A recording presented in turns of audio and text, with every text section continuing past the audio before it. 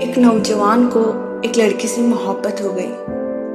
اس نے اپنے دوست سے کہا، یار اپنی مسجد کے جو امام صاحب ہیں نا، مجھے اس کی بیوی سے محبت ہو گئی ہے، کیا تم میری مدد کرے گا؟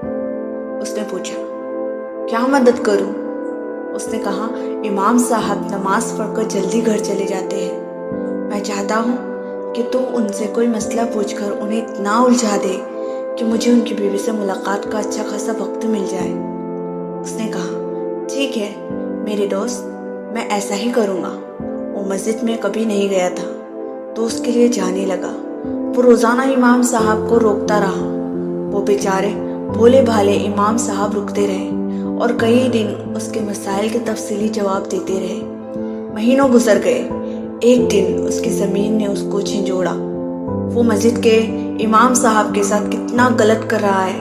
ندامت میں ڈوبے ہوئے لہجے میں اس نے امام صاحب سے کہا، حضرت مجھے معاف کر دیجئے۔ کیوں بھائی، کیا ہوا؟ دراصل مجھے مسئلہ نہیں پوچھنا ہوتا تھا، بلکہ میں اپنے دوست کی مدد کر رہا تھا۔ وہ اور آپ کی بیوی ایک دوسرے سے محبت کرتے ہیں۔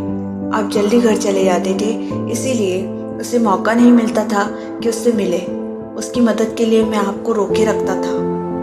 امام صاحب مسکرائے اور کہنے لگے، بھائی بڑی عجیب بات ہے، ابھی تو میرے ماں باپ نے میری شادی ہی نہیں کی، پھر میری کس بیوی سے تیرے دوست کو محبت ہو گئی؟ نہ میری کوئی بہن ہے نہ بیوی ہے۔ دوست سوچ میں ڈوب گیا کہ یہ کیا ہوا؟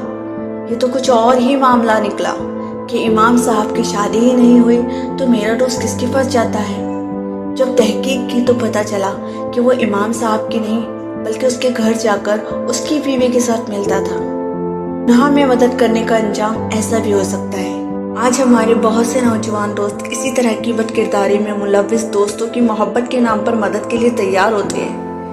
اس کی مدد اخلاقی ذمہ داری سمجھ کر کرتے ہیں، لیکن اللہ تعالیٰ ارشاد فرماتا ہے، اگر مدد کرنا ہے تو نیکی کے کاموں میں کرو، گناہ میں مدد نہ کرو۔